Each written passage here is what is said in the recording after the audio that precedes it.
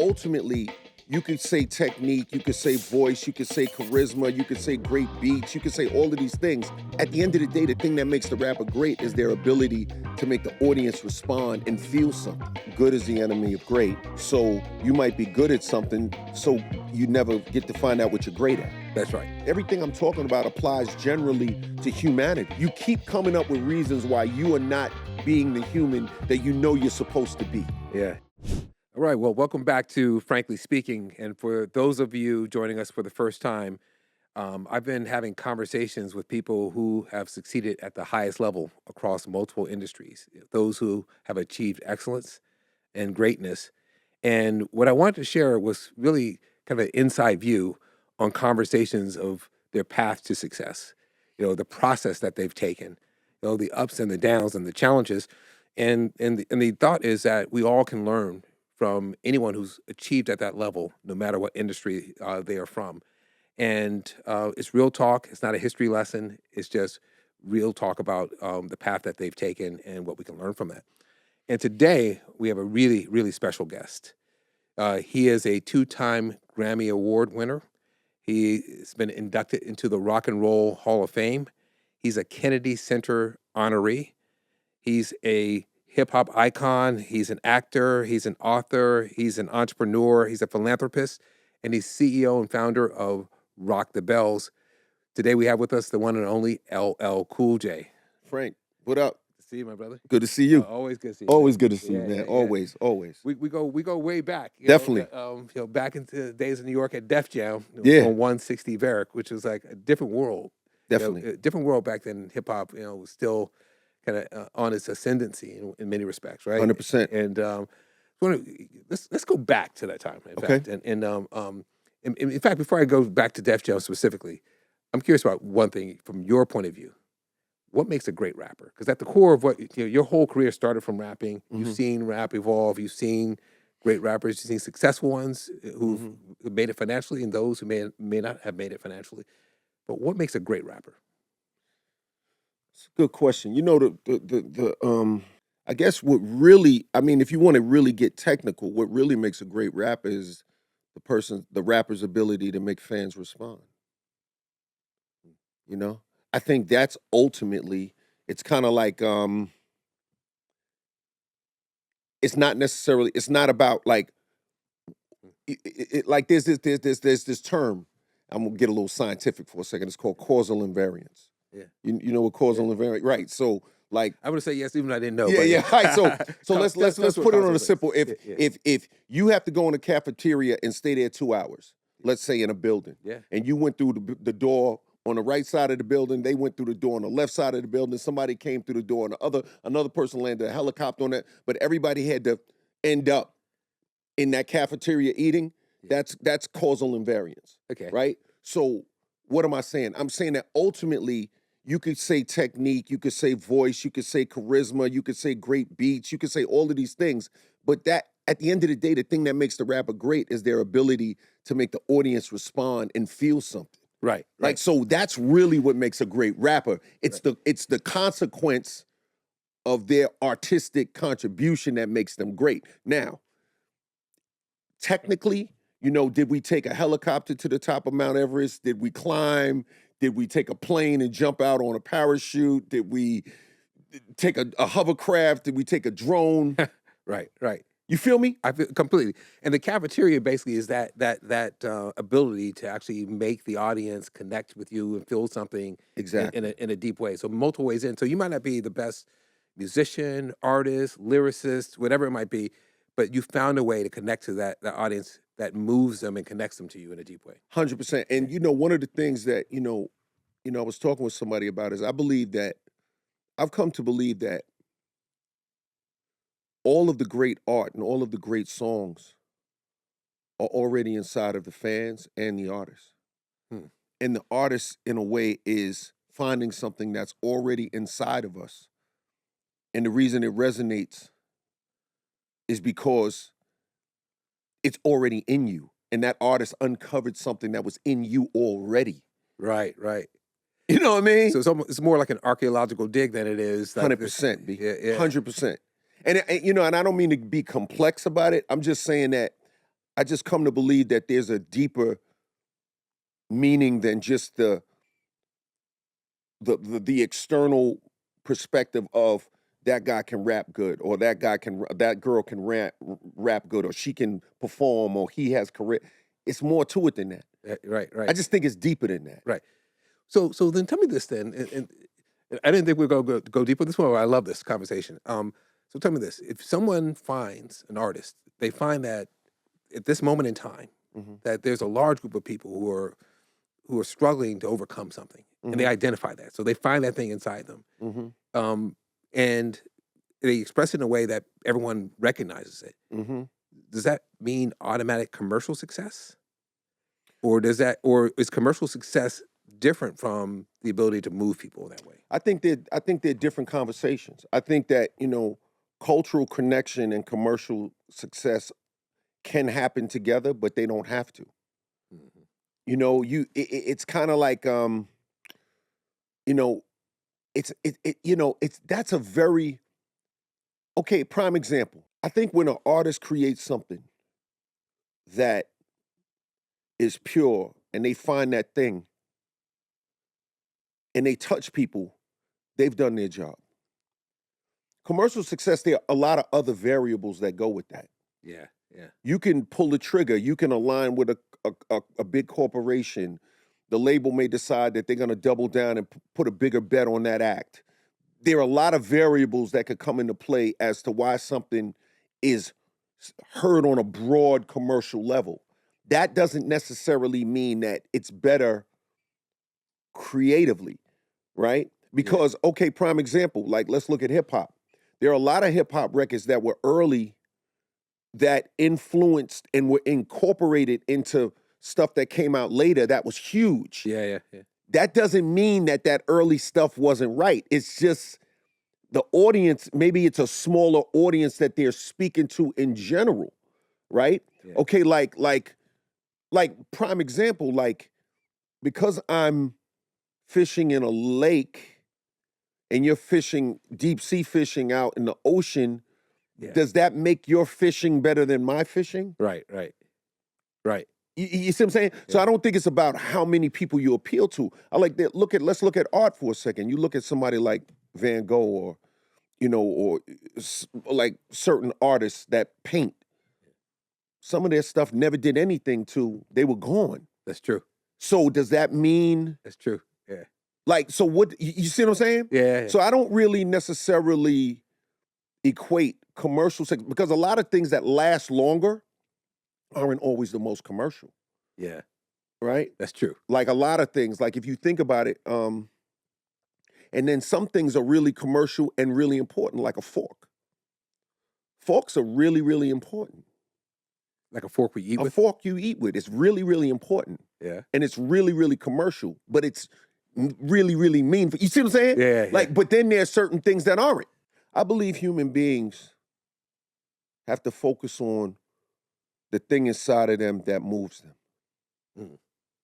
And I think the rest will take care of itself. I think if you connect with what's inside of you and you really address that and connect with that. Yeah. How do you find that? Because it's funny you say it because Dick Parsons used to say, he said, Frank, I think 80% of the people who have a job right now, they miscast themselves. I said, well, what do you mean by that?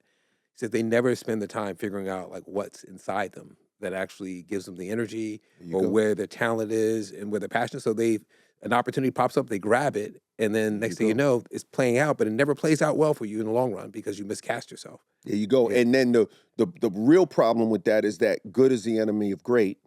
So you might be good at something, so you never get to find out what you're great at. that's right. That's right. You do that good enough. Yeah, You're good enough at that to never go be great at what you could be great at. exactly. You know what I mean? Let me touch on this last thing that I want to Okay. move. I want to come Okay. back to the early days of Def Jam. I was watching this documentary, and something popped up. It was a documentary on Dante on the Divine Comedy, Mm-hmm. but there was a quote that said, "Poets are the unacknowledged legislatures of the future. They Mm-hmm. they legislate the future. Basically, they help shape the way people think." And I 100%. think, and so I'm curious how you think about it because rap to me is they're the poets of today. I think that's absolutely true. I think that they do legislate and shape the future because they shape the paradigms that people think within, right? So, like you taking this moment, some of the things that Kendrick is doing, he's shaping the paradigm for a lot of kids and a lot of people that are listening to his music right now. Yeah. And so he is legislating the future to a certain extent, certainly for those people who are really, truly core fans and really, invested in what he's talking about. So I think that's very true. I think that, and again, is that already predetermined? Are they just uncovering what's inside of them, inside of those people, right? Right. Because a lot of art and science to a certain extent is really about tapping into potential, whether it be human potential, technological potential. You see what I'm saying? I totally agree with you on that. Yeah, totally agree with you on that. It's really interesting in that regard. Yeah. And I love this idea that you keep coming back to, which is a lot of this is discovering things, is not, or discovering or uncovering things, is not inventing it out of whole cloth. It's there. It's just like you think about how much there is to know. Yeah. Like let's do a little thought experiment. A lot of people think they're smart. Yeah. Okay. How much on earth, in terms of information, knowledge, wisdom, understanding, don't you know? Yeah. Let's just start there for a second. Yeah. There's so much that you don't know that if you took time to really consider that and contemplate that, it would be frightening. Right. That's a very humbling thought if you really think about it. Right. How much don't you know? Yeah. You say you're smart, but how much don't you know? Yeah. So that to me is kind of like why a lot of this is about discovery. Because before you can create something original, we have to get past everything that's already been discovered, right? That's right. Like, how can we, right? Because it's not original until we get beyond what's been discovered. Right. So you could never digest all that information, so it's somewhere there. Yo, bro. But it is your interpretation of it too, though, and how you make it fit the times, and how you frame it in a way that people can use it. And incredibly enough, even with that nuance, you'll find it's out there. The probability is high that it's out there. All right, we'll do this then. Take me back. Okay. And you cover a little bit of this in the book here. The Streets Win, which I think it's a fantastic look at. Thank you. The transformative years of hip hop and the people who actually helped shape it. Take us back early days of Def Jam, and you're putting together a demo. I'm curious on the early days. What was your mindset? What were you doing to try to get that first break, to try to make it? I was screaming inside to be heard and doing everything I could to not be just another human being who lived. You know what I'm saying? And so when I sent the tape in, it was just like, Def Jam, like, I knew something special was happening. Rick Rubin had produced this record by Tila Rock, and that was like Def Jam Productions. It was on a Party Time label, but it was still Def Jam Productions. Right. And like, it was like making your dream come true over and over and over again, every day. Every day, though. Every day, like, so you go, your dream comes true. You go home, go to sleep, go back up to Def Jam the next day, or Rush Productions, or C-Rock. Dream is coming true. Like, it was just the most magical and amazing feeling. I knew virtually nothing about business. Completely ignorant. And as an aside, there's a difference between ignorance and stupidity. Yeah. A lot of people don't know the difference, and I can give you an easy definition. Ignorance is not knowing how to tie your shoelaces because no one ever taught you. Stupidity is knowing how to tie your shoelaces and leaving them untied and tripping over them all day long, right? That's the difference. That's funny. You know what I mean? But it's Because, right, though. It's yeah, right. because a lot of people don't really Yeah. understand the difference between ignorance and stupidity. Right, So right. for me, there was a lot of ignorance, Yeah, right? yeah, So when you're dealing with that, you don't know what you don't know, but you're excited about what you do know. You just go for it, man. yeah, And it was the most yeah. beautiful and magical, spectacular feeling I could ever even begin to describe. So I guess ignorance is bliss. There is a certain amount of truth to that, Right, right. you know?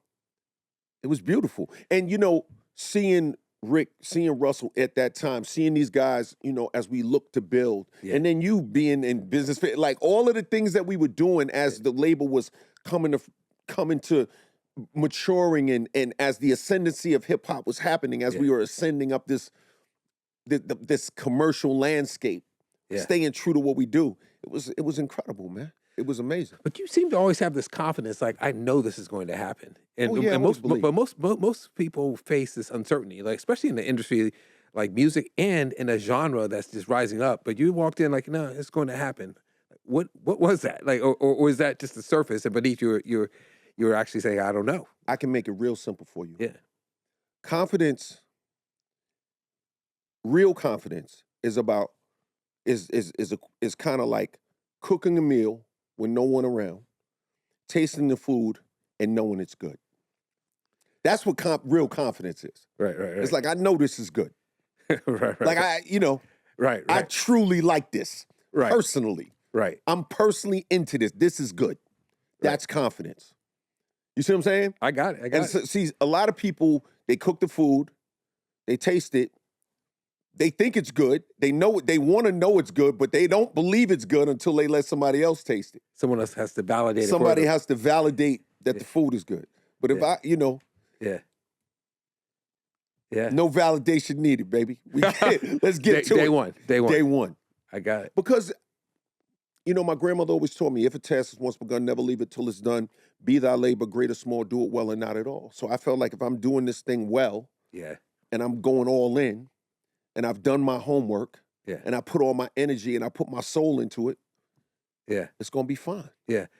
And you know, a lot of people would say like, okay, LL went from, newly signed rap artist to the GOAT, but that's not the pathway. There's and when people see, I remember we used to talk about this, like you have a yellow legal pad on a plane flight and come back with an album worth of lyrics, so people are like, oh my, so there's definitely the talent piece of it. You got to have that piece of it.